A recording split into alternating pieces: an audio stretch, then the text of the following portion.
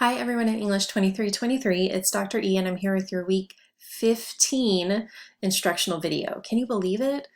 In some ways it feels as though it's gone so fast, and then in other ways there were just times where it was hard, right? But y'all push through, keep up that energy. We have just a little bit left, right? So I'm going to, before heading to D2L, to show you where to go and what to do. There are a few notes that I made based on looking over your project plans. You should all have feedback on your project plans, but there were some comments that I felt like I was making over and over again, so I wanted to make sure that I just touch base with you about those, okay? So the first thing I found myself saying quite a bit was related to MLA, which, you know, shocking because MLA is so wacky, so wacky. Please make sure that you're capitalizing titles. This is something that it doesn't seem intuitive all the time, because you may have an original source that does not have the first letter of all your words capitalized, but MLA says even if it's not happening in the original source, you need to do that, right? Another thing about MLA is that you need to offset the title in some way. So not only does it need to be capitalized, it needs to either be in quotation marks or in italics. And it depends on the kind of source, right? So anything from our course text, anything that's within our anthology will be in quotation marks, okay? So whether it's the title of a short story, so you have The Garden Party, it's in quotation marks and it's capitalized the first letter of each word, okay? But that also goes for, say, the biographies of different authors. If you're bringing in any of that biographical information, that needs to be cited as well, right? That's a separate entry in terms of in-text citations. You need to credit the editors for that, whereas for the short stories or those primary texts, you would credit the authors, right? So just little MLA kind of stuff, right? All right, so in looking at, we want to also review MLA guidelines for quotes. This is something I found myself typing a lot. There's some interesting quotation styles that I was seeing in the project and in other work. Please review the guidelines. There's a whole module on MLA formatting and MLA examples, so just make sure that you are following those guidelines. In some people's work, I was seeing the year of publication in parentheses after a quote. That's not MLA. MLA does not do that. The only thing, at least for our purposes, that MLA includes is going to be the last name of the author and a page number if a page number is given. There's no comma even. There's no P period for page. It's so boring, but it's also kind of confusing, okay? So just look at some examples. Take a quick look. Just double check and make sure that you're doing that correctly, because MLA is part of this assignment, right? Because we are really thinking about this in terms of a research project, we need to make sure that we're adhering to those MLA guidelines. All right. Any outside sources are going to need citations. So some folks were, maybe you're doing an informational PowerPoint on one of our authors or the time period or anything like that. If you're using any sources outside of our course, then those need citations. Those need specific in-text citations as well as a full-on works cited citation at the end of, say, your PowerPoint, if that's how you're utilizing the information. Because you and your colleagues and we're all familiar with those things that we've read this semester. So we don't need citations for that, but anything outside of that, we're not familiar with. So we need to have access to the full titles, all that publication information, etc. So again, I really want to emphasize the idea that instead of ending our semester with a research essay, like 10 pages, this is our research essay. We're getting creative. Essays usually aren't this length, but we are incorporating all the elements we need in terms of research into this 3 paragraphs, which means the research needs to be there and it needs to be present and it needs to support your ideas just as it would in an essay, right? And this is something I'm particularly emphasizing for paragraph 2, okay? Some of the plans I saw did not necessarily have a full draft of the second paragraph, which was a requirement that was in the instructions.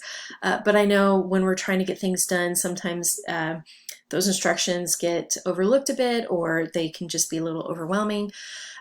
So I'm just trying to emphasize here that that second paragraph needs to be in depth.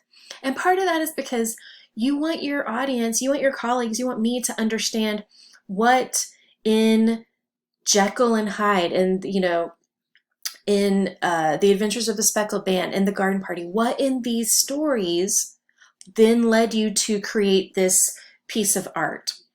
You made choices in that piece of art based on what you read. So what did you read in The Garden Party that then led to this particular picture? You made choices about color, about content. We need the specifics. I'm not saying you should just dump quotes into your paragraph. That's pointless, right? The quotes need to be meaningful. They should not be super long. They should just help your audience really understand how this project that you're presenting us with came from this piece of work that we all read together. Okay, and that's done through research. All right, so going back to paragraph 1, I really want you to be clear. Which seem obviously, right? We want to be clear with our writing. But I mean, in terms of that first paragraph is what your project is. So I want you to imagine your colleagues sitting at their computers, at their tablets, wherever they are. And the first thing they're doing is reading that first paragraph. They're not looking at your project yet. They are getting context from that first paragraph. It's the what and the why, the who. You know, I wanted to do a piece of artwork. That's your project, right? Because of what we read in The Speckled Band. I really enjoyed this, and the artwork. Some people were saying, you know, I'm doing a PowerPoint because I really enjoyed what I read in The Speckled Band. And I was sitting going, but what's in the PowerPoint? What's the PowerPoint about? I don't understand what your project is. This is where you answer that question fully so that when somebody clicks to open your document, they have all the context they need to understand what they're seeing, especially if it's something like a piece of artwork, because sometimes that's just not going to be clear to your audience. You need to explain that in that first paragraph. I'm using my hands a lot this week and I don't know why. Okay, so again, seriously, research, provide context for quotes, give proper credit, all that good stuff. And then paragraph 3, everybody's is going to be a little bit different because, you know, some of you are going to really pinpoint something that you feel as though you learned about the author through doing a bit more research, or some of you are going to learn more about yourself as a student and the timeline that you originally gave yourself. So everybody's is going to be a little bit different, but I can't emphasize enough that these paragraphs need to offer depth analysis, right? You're thinking through these things, okay? All right, so moving into some other topics, I want to make a note that the journal portfolio, because of the time frame, you are likely not going to get heavy feedback from me. I have a rubric that I'm just going to go through it and note different areas. So if you have questions about the grades you receive, please reach out to me. That is your right. You should absolutely have an understanding of your grades. It's just that the timeline means that I may not have time to do the kind of feedback that I have done perhaps in other assignments, okay? And these are things that I've read before, right? So hopefully you received some sort of feedback from me, especially on that first one. That was the one that took the most amount of time in terms of the feedback that I was trying to provide to y'all. Oh my gosh, the end of the semester is almost here, but don't celebrate just yet. Hold on, push through, store up some energy to just get us through that last final bit. And that means that there are no extensions, right? So we're at the point in the semester where things just have to be due when they're due. Make sure you're submitting your project on time. Make sure you're doing everything on time, because extensions just, we can't do them. There's just no time. So I encourage everybody to submit early before any kind of technology issue happens, before any, I hope this doesn't happen to anybody, but any family emergency arises. This is the time to try to get ahead, because this is something that hopefully you've been working on behind the scenes, and that's why we did the plan. Okay. All right, so now let's go ahead and jump to D2L so we can kind of walk through where to go, what to do, all of that good stuff. So again, we're in week 15, so that week 15 module is going to be pretty approachable compared to other weeks. just because the only thing on our plate right now is going to be that module, that multimedia project. Sorry, Al. Whew. Can you tell that I'm working at the pace of this computer? Let me pause for 1 sec.